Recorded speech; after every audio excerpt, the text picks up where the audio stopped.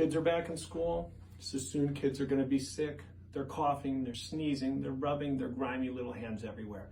And also, we're not that far away from RSV season. Respiratory syncytial virus is possibly going to be everywhere. But no, this year we have Beyfortus, also known as nirsevimab. And I brought Victoria, my PA student, to answer some questions. We now have this treatment. Is this a vaccine? What is this thing? It's not a vaccination, it's a monoclonal antibody, and it's going to block any viral entry into the cells.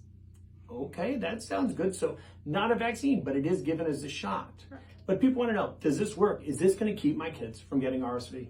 It should. In studies, it says that only 2.6% of those who received nirsevimab got RSV, whereas 9.5% of those receiving the placebo got RSV vaccination. Okay, so less people getting RSV. Is there a relative risk reduction that we know of?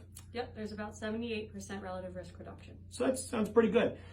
Relative risk, not absolute risk, but still 78% reduction is pretty good. Is it safe?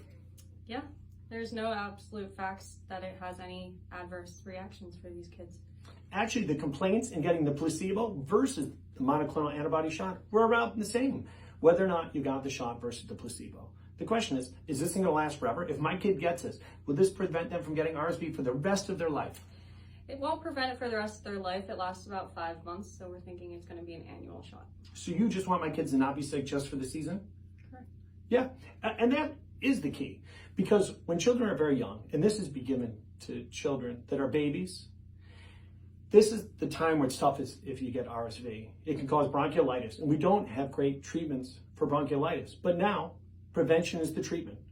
And so if you're at your primary care, if you're at your pediatrician, and they say, hey, we should try Beyfortus. Well, I want to have a bronchiolitis-free next at least 5 months.